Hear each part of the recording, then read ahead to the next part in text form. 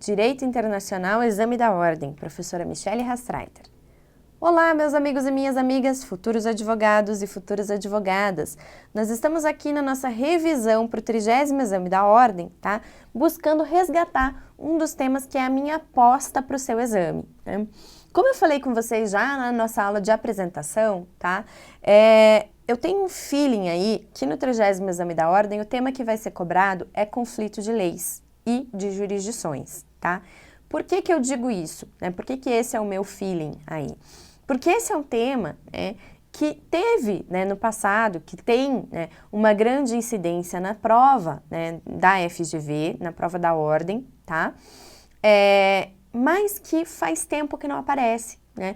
A última vez que foi cobrado esse tema foi no 25º Exame da Ordem, então já fazem 5 exames que conflito de leis não aparece na prova. E é um tema muito importante no direito internacional privado, é o tema central do direito internacional privado, eu diria, né? E que, né, tem sido preterido aí por alguns temas satélites, como cooperação jurídica internacional, arbitragem, né, a convenção apostila, que também apareceu em um dos exames recentes, né, e não tem aparecido né, nas últimas provas. Então, lá no 25º, né, há 5 exames atrás, apareceu essa questão pela última vez, né? E por isso, eu acho que vale a pena aqui a gente revisar esse assunto para a gente estar preparado, porque o meu feeling, o meu sentimento é de que o 30º Exame da Ordem será o exame em que o conflito de leis, que é um tema que, né, no meu mapa de questões ali, ele responde por 24%, tá? Das questões da FGV. Então, é uma frequência bastante grande mesmo, né? Tá estranho aí essa ausência nos exames mais recentes. E pode ser que venha aparecer, então, no seu exame, no 30º Exame da OAB, ok? Então, conflito de leis vai ser o tema que nós vamos revisar aqui, beleza? Para a gente entrar, né, na história aqui, na discussão sobre o conflito de leis, eu preciso que, antes de mais nada, você entenda a lógica da coisa. Por isso, né, eu vou te mostrar um esqueminha aqui que eu fiz, que parte, né, do ponto de vista do juiz, tá? Vamos imaginar, então, que o juiz está lá no seu gabinete e, de repente, ele se depara, chega um processo que ele precisa julgar, que ele percebe que tem uma conexão internacional.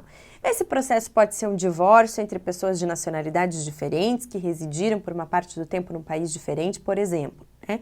Esse processo pode ser uma sucessão hereditária, onde o patrimônio do decujus está espalhado por diferentes países.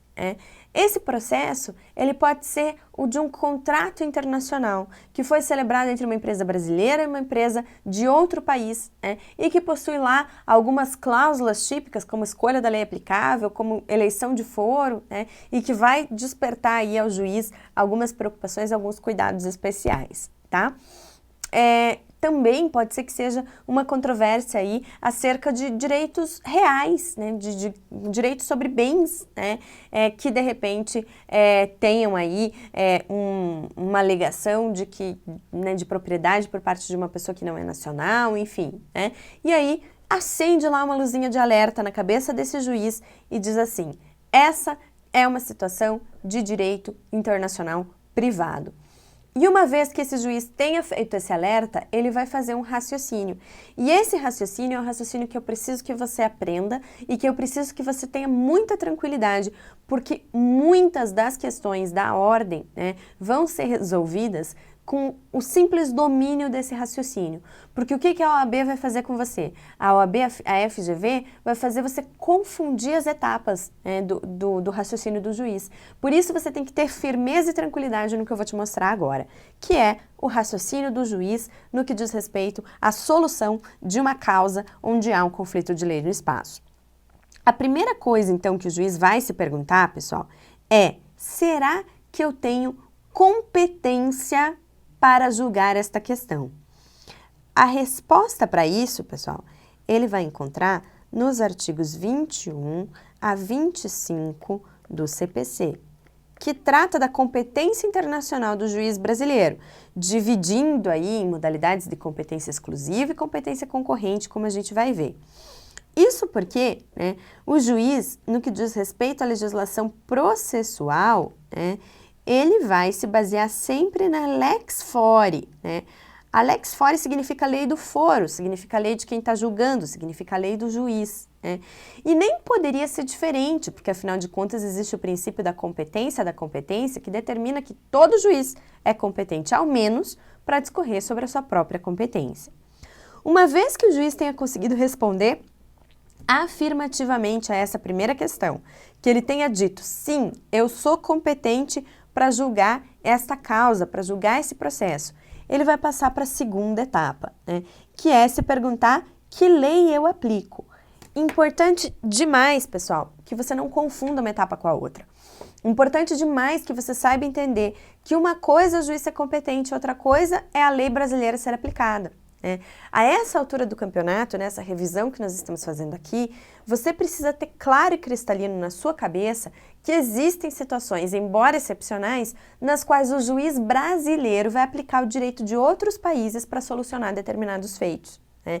O juiz brasileiro vai aplicar o direito argentino, vai aplicar o direito alemão, vai aplicar o direito estadunidense, quando esse direito for o direito correto para julgar a causa que ele está julgando. Né? Então, a competência do juiz brasileiro não necessariamente atrai a lei brasileira para solucionar o conflito. Isso precisa estar muito claro na sua cabeça. Então, o juiz vai buscar saber qual é a lei que se aplica, qual é a lei que resolve, né, essa situação. E para isso, ele vai recorrer também à lex fori, ou seja, a lei brasileira, a lei do juiz, a lei que está julgando, porque ele vai se perguntar que lei eu aplico e a lei aplicável para solucionar conflitos de lei no espaço está indicada nos artigos 7º ao 11 da LINDB, da Lei de Introdução às Normas do Direito Brasileiro. Né? E a LINDB, então, vai te indicar, através de uma série de critérios, qual é o direito aplicado, que vai ser necessariamente uma das duas opções. Ou vai ser o direito nacional, ou vai ser o direito estrangeiro.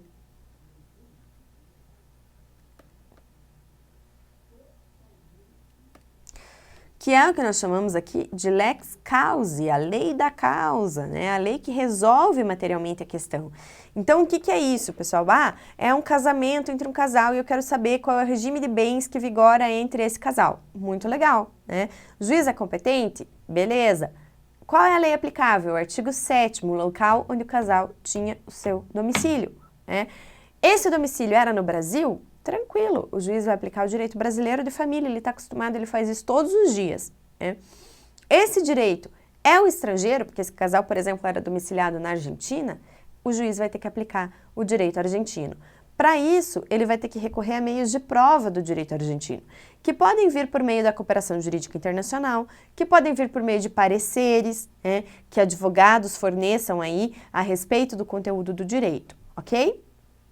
De qualquer forma, ele só vai aplicar o direito argentino se for o direito indicado aí pela LINDB, pela lei brasileira, porque é com base no direito nacional que eu vou escolher, né, que eu vou determinar, é o direito nacional que escolhe qual é a lei que se aplica, ok?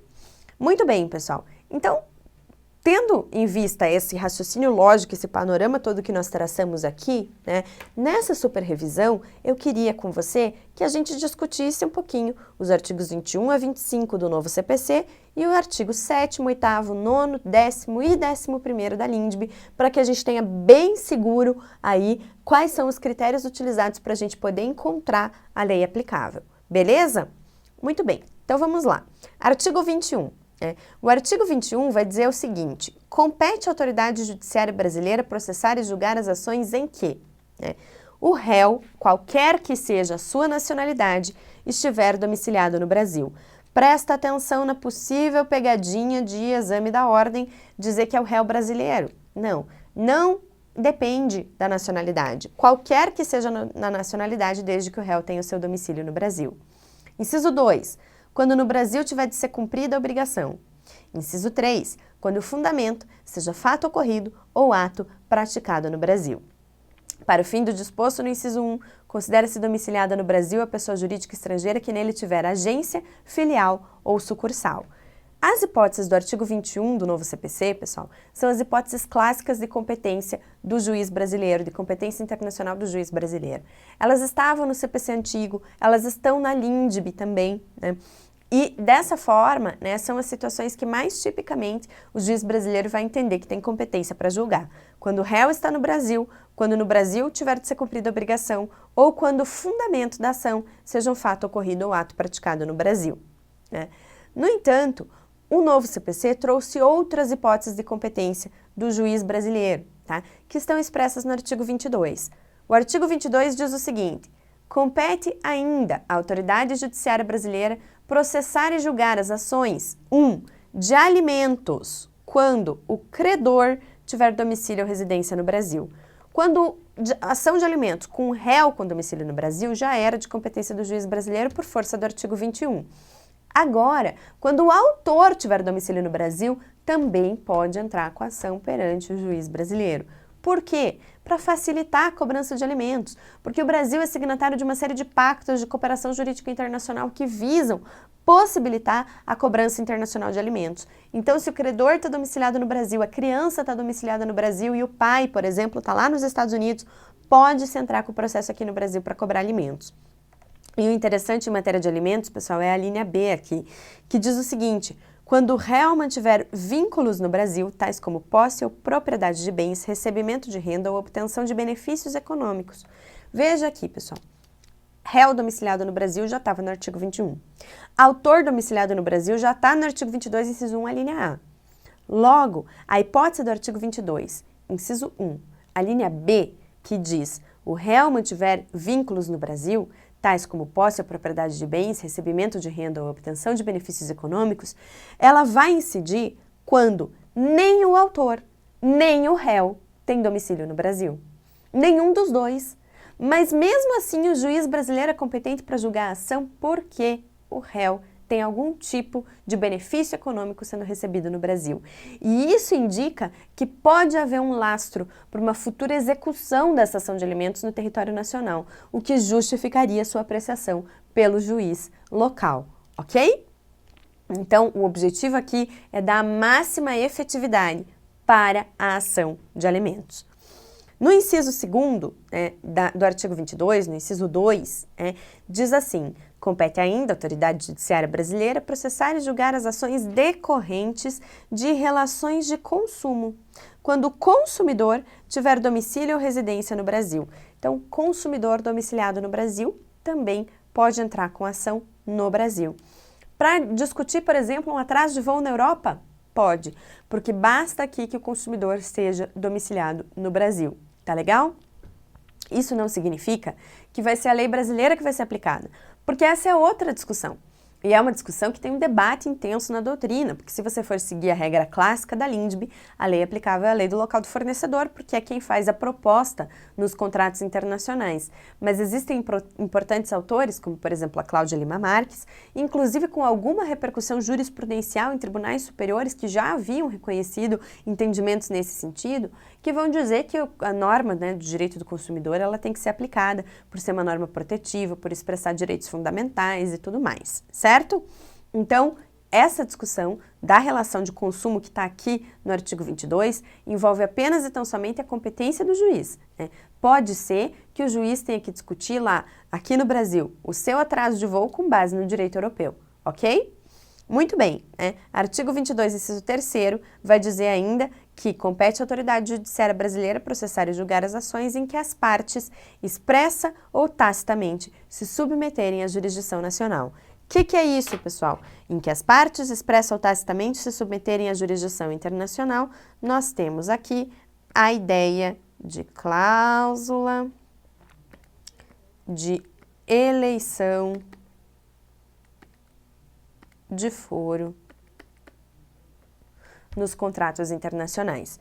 Isso significa que, se eu tiver uma cláusula de eleição de foro no meu contrato internacional que diga que é o judiciário brasileiro que vai resolver esse contrato, não me interessa quem são as partes, o judiciário brasileiro pode resolver.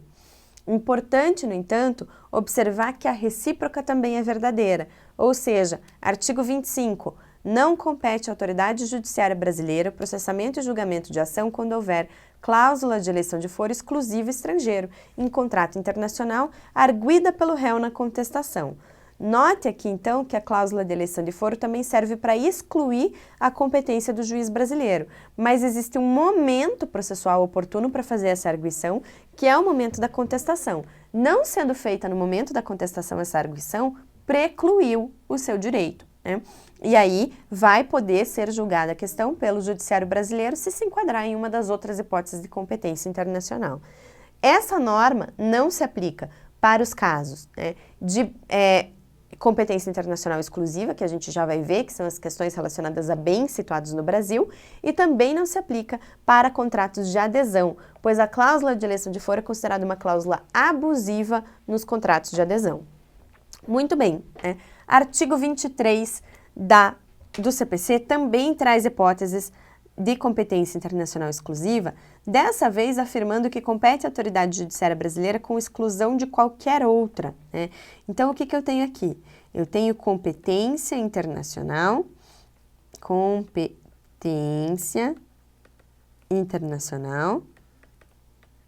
exclusiva, né? E essa competência internacional exclusiva, né, ela é, né, uma competência que vai, né, estabelecer, basicamente, né, que não se admitirá, né, o julgamento, né, de questões acerca desses assuntos aqui por outros juízes, né. Claro que o juiz brasileiro não pode ir lá pegar o telefone e dizer: ei, juiz argentino, esse caso que você está julgando aí é um caso que eu deveria julgar porque é competência exclusiva. Mas isso significa que, né, não vão ser reconhecidas, né, que não serão homologadas as decisões estrangeiras proferidas sobre esses assuntos. Quais são? Ações relativas a imóveis situados no Brasil, sucessão hereditária, confirmação de testamento particular e inventário e partilha de bens situados no Brasil, divórcio, separação judicial ou dissolução de união estável, proceder à partilha de bens situados no Brasil também, né? Essas hipóteses, portanto, são hipóteses de competência internacional do juiz brasileiro de maneira exclusiva. Joia? Gente, assim, com base nesses artigos, no artigo 21, 22, 23 e 25 do novo CPC, nós conseguimos aí entender quando o juiz brasileiro vai ser apto a julgar uma determinada controvérsia internacional. Qual é a lei que se aplica? Isso, pessoal, a gente vai ver nos artigos 7º ao 11 da LINDB, que estabelece os chamados elementos de conexão. O artigo 7º da LINDB versa sobre o que a gente chama de estatuto pessoal. O estatuto pessoal contempla as questões mais ligadas à pessoa e é a razão clássica pela qual o direito internacional privado consagrou a ideia da extraterritorialidade, dizendo que justamente nos assuntos que são mais conexos à pessoa, como o nome, a capacidade, a personalidade, seus direitos de família, a extraterritorialidade é a regra, ou seja, a pessoa leva consigo o seu direito para onde ela vai, né? Por isso que o artigo 7º da LINDB vai dizer que a lei do país em que domiciliada a pessoa determina as regras sobre começo e fim da sua capacidade, o nome da sua personalidade, o nome, a capacidade e os direitos de família. A lei do país em que domiciliada a pessoa, né, esse critério é um critério moderno, né, de solução de conflitos de leis no espaço, no artigo 7º da LINDB, né, porque antigamente o critério utilizado era o da nacionalidade. Então, o critério da nacionalidade foi substituído pelo critério do domicílio justamente para contemplar, né, os movimentos migratórios, para reduzir a incidência do direito estrangeiro, para integrar os migrantes ao seio social, né. No entanto, o artigo 7º consta com vários parágrafos que estabelecem regras adicionais, né? Por exemplo, parágrafo 1º, realizando-se o casamento no Brasil, será aplicada a lei brasileira quanto aos impedimentos, dirimentes e as formalidades da celebração. Daqui nós podemos extrair que, se o casamento for realizado no Brasil, a formalidade da celebração é da lei brasileira. No entanto, se o casamento não for celebrado no Brasil, eu não posso exigir que sejam observadas as formalidades da lei brasileira, e sim a da lei estrangeira. Isso vai nos trazer a afirmação de que a lei do local de celebração do casamento a que rege as suas formalidades. Joia? Que mais? Casamento de estrangeiros poderá celebrar-se perante a autoridade diplomática ou consular do país de ambos os nubentes. Se os dois estrangeiros forem da mesma nacionalidade, por exemplo, são dois ingleses, eles podem se casar perante o consulado ou a embaixada da Inglaterra e a celebração do casamento seguirá o rito inglês. E esse casamento vai ser válido e vai ser reconhecido no Brasil. Tendo os nubentes domicílio diverso, regerá os casos de invalidade do matrimônio a lei do primeiro domicílio conjugal. E da mesma forma, o regime de bens legal ou convencional obedece à lei dos países em que tiverem os nubentes domicílio e, se esse for diverso, o primeiro domicílio conjugal. Artigo 8º versa sobre o Estatuto Real. E o Estatuto Real, ou seja, o que versa sobre direitos reais, o que versa sobre bens, rege-se pelo princípio da territorialidade. Nesse contexto, pessoal, para qualificar os bens e regular as relações a ele concernentes, aplicar-se-á a lei do país em que os bens estão situados. Logo, é o local onde os bens estão, lex cita est, que é aplicada aqui para regular os bens, o local onde eles estão situados, o princípio da territorialidade. Exceções nos 2 parágrafos subsequentes. Aplicar-se-á a lei do país em que for domiciliado o proprietário quanto aos bens móveis que ele trouxer ou se destinarem a transporte para outros lugares. Pense comigo, se o bem está sendo transportado, ele justamente está em movimento, eu não sei aonde ele está. E aí considerar que o local onde o bem está seja o critério aí utilizado para solucionar o conflito de leis no espaço pode ser algo extremamente inseguro, se eu não souber onde o bem se encontra exatamente.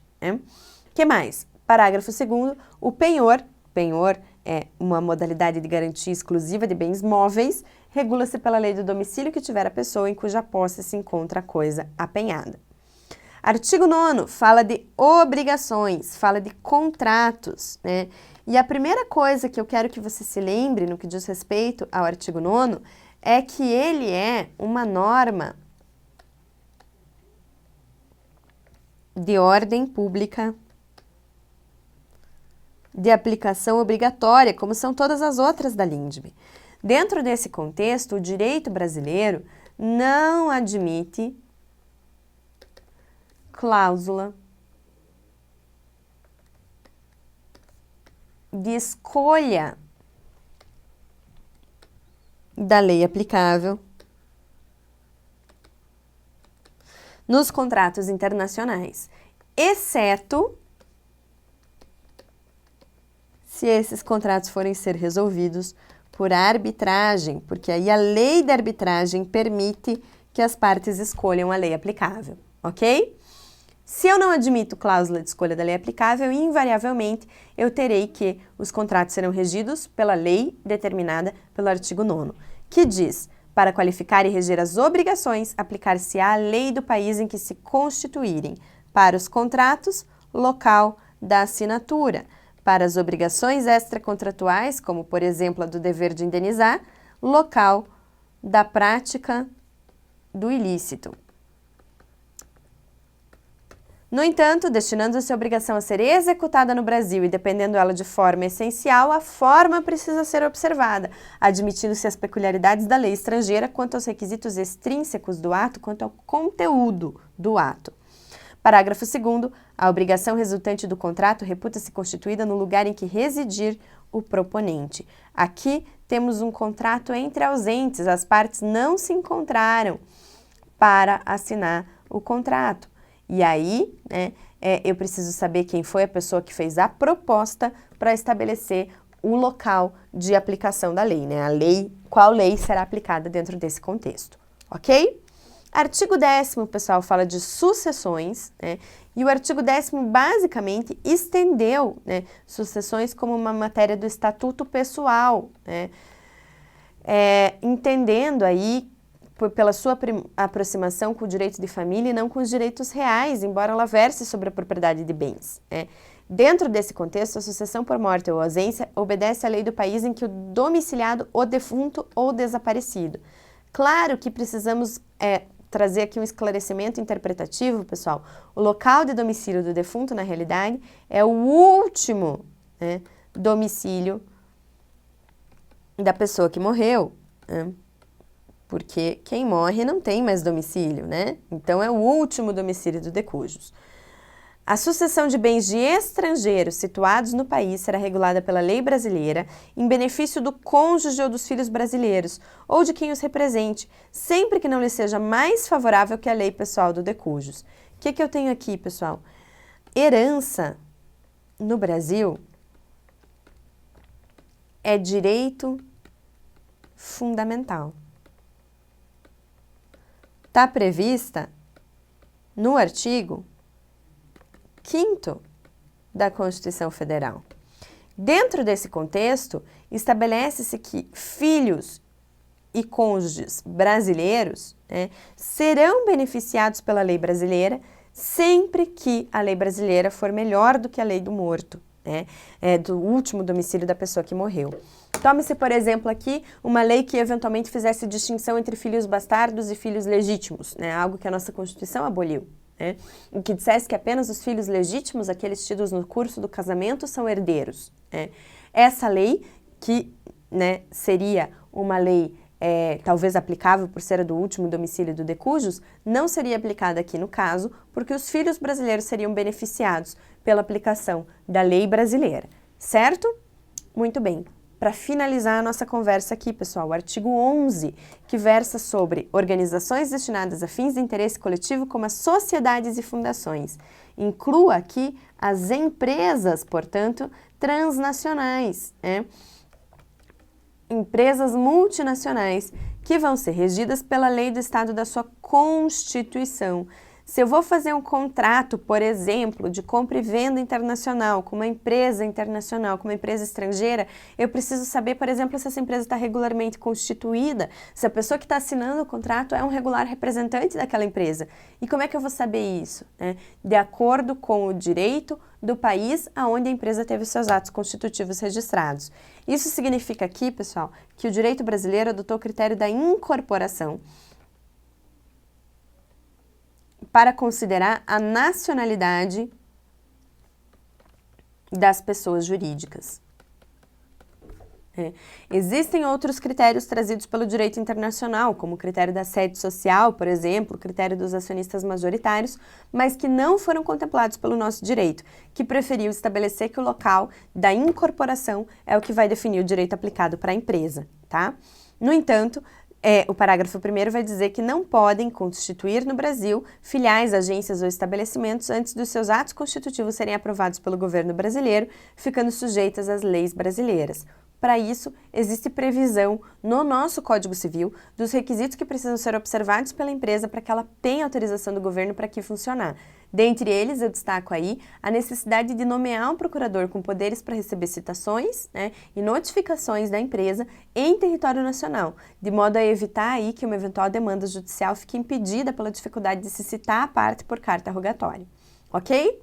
Bom, gente, fizemos aí um apanhado geral da questão do conflito de leis no espaço, tá? Eu espero que tenha ajudado vocês, eu espero que tenha refrescado a memória de vocês sobre assuntos que nós já trabalhamos e que você já trabalhou na sua graduação em Direito, e eu fico à disposição, desejando a vocês uma excelente prova, e uma excelente preparação e tendo a certeza de que nós estaremos comemorando a sua aprovação já já, beleza? Muito obrigada, um abraço e até a próxima. Tchau!